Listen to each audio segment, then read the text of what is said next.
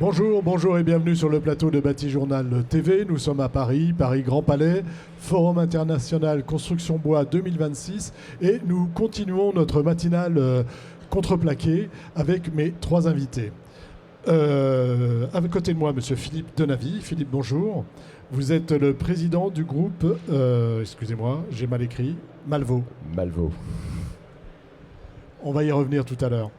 À côté de vous, monsieur Gilles Hubert. Gilles, vous êtes le directeur commercial du groupe Malvaux. Bonjour. Bonjour. Et à côté de vous, Julien Marcadet. Julien, bonjour. Bonjour. Vous êtes chef de projet R&D, groupe Malvaux également. Philippe, présentez-nous ce groupe et parlez-nous du contreplaqué. Bien, merci.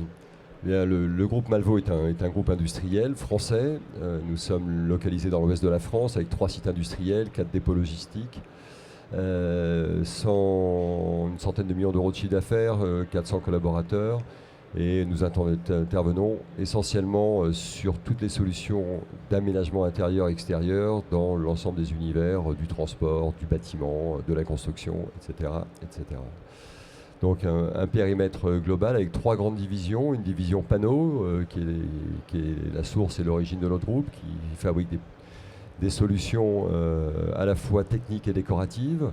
Une division agencement avec 3 maisons qui travaillent dans les univers du luxe, notamment le naval, le nautisme, et comme on va le voir aujourd'hui dans le projet présenté par Julien, dans l'agencement d'hôtellerie 5 étoiles, principalement en France.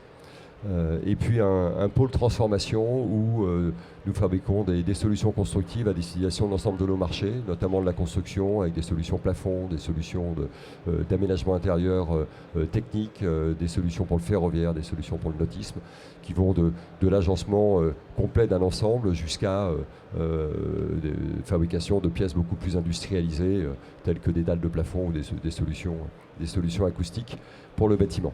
Voilà, donc on voit bien toute la diversité qu'il y a avec le contreplaqué. Justement, dans le bâtiment, c'est quoi l'intérêt où est-ce qu'on utilise le contreplaqué et pour quelles raisons? Quelles sont ses caractéristiques? Qu'est-ce qui fait qu'il est intéressant dans le bâtiment? Alors, le contreplaqué est utilisé à la fois en intérieur et en extérieur des bâtiments. Quand on parle d'extérieur, on pense principalement au bardage. Donc, l'avantage du contreplaqué, c'est qu'on peut mettre une colle extérieur, donc qui va résister aux intempéries et qui va donc durer dans le temps. Donc le contreplaqué en lui-même, il a d'autres aspects intéressants, c'est son aspect mécanique, contrairement à des produits annexes aux concurrents qui sont des panneaux bois mais qui n'ont pas la même résistance. On peut donc les utiliser également dans des usages structurels à l'intérieur des bâtiments. C'est dans cet esprit-là en tout cas que Malvaux développe, et d'où la présence du groupe Malvaux sur le forum Construction Bois, pour aller plus en avant dans la proposition de solutions globales. Et dernier aspect, c'est un aspect plus design, plus présentation de panneaux décoratifs, puisque les panneaux peuvent être bruts, mais également revêtus d'essence fine. Donc ça, c'est une des spécialités du groupe Malvaux par rapport à nos confrères qui fabriquent également du contreplaqué pour différents usages. C'est qu'on peut le revêtir d'essence fine et faire un habillage interne. C'est ce qu'on verra un petit peu dans le projet qu'on va vous présenter. Si je reviens au contreplaqué, quelles sont ses caractéristiques? On va dire, si on prend le feu par exemple, est-ce que c'est un sujet dont on parle pas mal ici, hein, quelles sont ses caractéristiques et comment il réagit? Alors, n'ayons pas peur du bois par rapport au feu. Aujourd'hui, il y a des solutions techniques qui permettent d'utiliser le bois dans quasiment toutes les applications possibles. Et les panneaux peuvent en effet, par des différentes technologies, et chez Malvaux on a une technologie particulière par la colle, ignifuger les panneaux. C'est-à-dire qu'aujourd'hui on a des classements feu, normes françaises ou normes européennes, et on y répond parfaitement. Donc on a des classements M1 par exemple pour le marché français, EN au niveau des normes européennes, et le contreplaqué rentre parfaitement dans tous les usages en milieu public, où les réglementations feu sont très importantes et nous sont demandées. Alors, on a vu beaucoup d'agencements. Là, on va voir tout à l'heure en façade. Est-ce qu'il y a d'autres applications, notamment, je ne sais pas, j'imagine en mur à ossature bois ou façade à ossature bois avec des contreventements, des choses comme ça? Ou est-ce que ça reste marginal? Non, c'est pas marginal. Simplement, on est en concurrence avec d'autres typologies de produits. Le contreplaqué a ses avantages. Le principal inconvénient qu'il a, c'est son prix. Tout le reste, par contre, au niveau technique, on performe par rapport à des OSB ou des panneaux concurrents. Donc en contreventement, par exemple, sur des produits structurels, on est aujourd'hui présent de plus en plus et on utilise du contreplaqué. Certains pays ont franchi un cap et ils ont même fait la promotion du contreplaqué au sens où les DTU imposent le contreplaqué. En France, on est un peu plus tolérant et aujourd'hui, le contreplaqué fait partie des solutions au même titre que d'autres panneaux, mais il a un avantage quand même structurel, mécanique, que n'ont pas les autres panneaux OSB, Aglo ou autres, par exemple. Vous vous intéressez à la recherche, si j'ai bien compris. Qu'est-ce qu'on cherche avec le contreplaqué aujourd'hui au niveau de ses propriétés, de ses qualités, avant de parler du projet Aventure?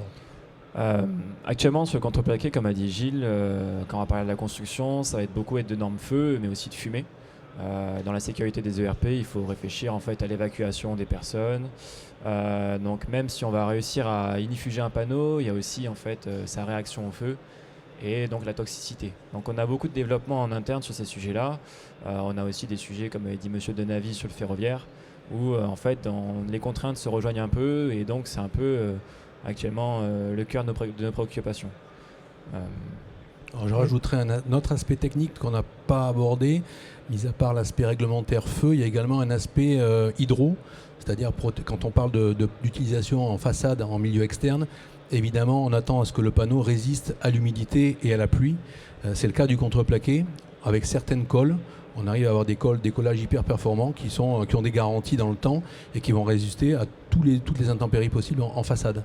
Donc c'est ce qu'on appelle, on a des classements et même des labels, le CTBX en fait partie, donc c'est un collage caractérisé extérieur avec un organisme indépendant qui vient nous certifier les panneaux régulièrement dans les usines pour montrer qu'on répond bien au cahier des charges et qu'on peut garantir un produit de qualité.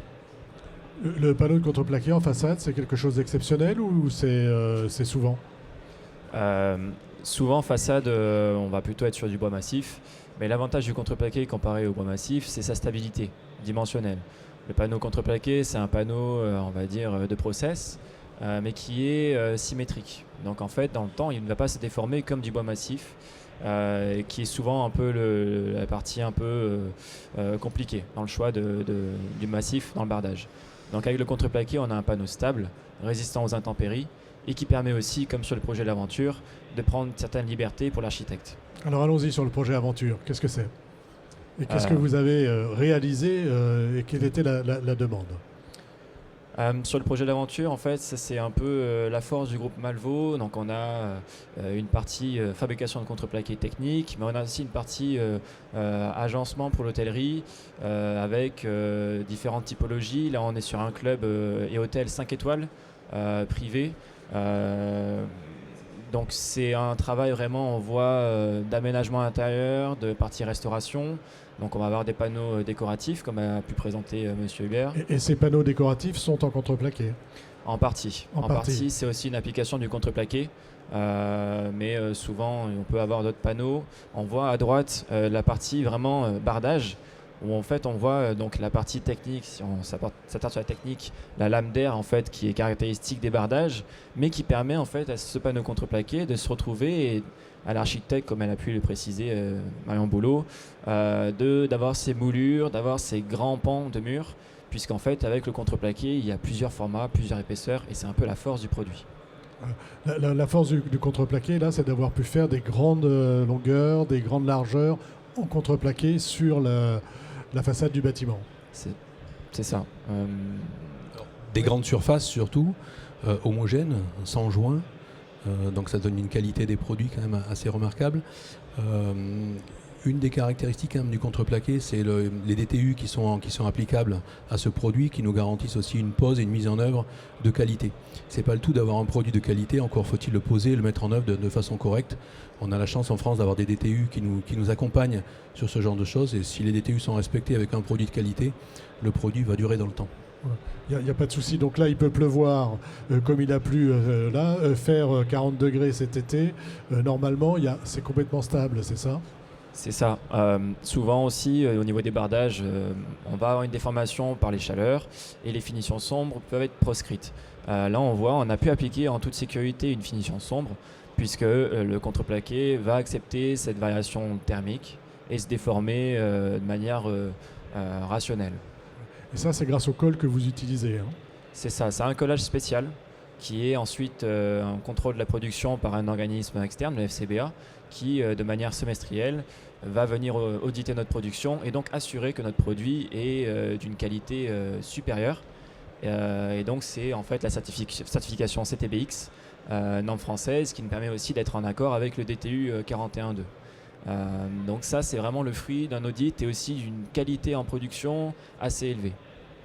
Et j'ai rajouté un petit point, parce qu'on a parlé de certification par rapport au collage extérieur, on a parlé au tout début d'inifugation, on arrive maintenant à combiner les deux. Et ça nous est de plus en plus demandé, à savoir que jusqu'à présent on disait plutôt que l'inifugation c'était à l'intérieur des bâtiments, la partie hydro c'était plutôt pour l'extérieur, et aujourd'hui ça nous est de plus en plus demandé de combiner les deux, c'est-à-dire d'avoir des produits hyper techniques, hyper performants, à la fois sur l'humidité et sur la partie inifugation. Voilà, et qu'on va pouvoir mettre à l'intérieur comme à l'extérieur. Exactement. On a fait un bon petit tour d'horizon de ce projet et du contreplaqué. Un petit mot de la fin. Un mot intéressant, c'est que ce projet de l'aventure est un peu c'est la jonction de nos deux métiers. C'est-à-dire que nous sommes à la fois des industriels avec des productions en volume de produits techniques et agenceurs où dans l'agencement on va chercher l'exception et la fourniture de petites quantités de matière à très forte valeur ajoutée. Et on arrive à se rendre compte que le contreplaqué arrive aussi bien à rentrer dans des applications très techniques telles que celle du ferroviaire où on va fournir des centaines ou des milliers de mètres carrés pour alimenter les TGV avec des éléments extrêmement structurants, et qu'avec le même panneau on va rentrer dans une application décorative. Donc c'est toute l'amplitude, la grande polyvalence et l'amplitude des utilisations possibles, des usages qu'on retrouve dans le contreplaqué. Et c'est pour ça que le contreplaqué pour nous, et c'est la raison de notre présence au Forum Bois Construction, est vraiment un des matériaux de l'avenir de la construction bois dans la préfabrication, ce que nous faisons déjà pour une partie de nos clients, que ce soit dans les préfabrications à destination de la façade ou des aménagements intérieurs ou des cloisons.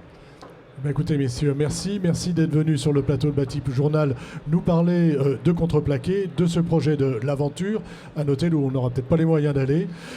Une émission, un temps d'échange à retrouver, comme tous ceux que nous enregistrons ici, sur notre site internet Bâti Journal TV et bien sûr sur les sites de nos partenaires que sont le Codifab, le Forum International Bois Construction et les magazines 5 Façades et Woodsurfer. Merci à vous. Merci. Merci, bonne journée.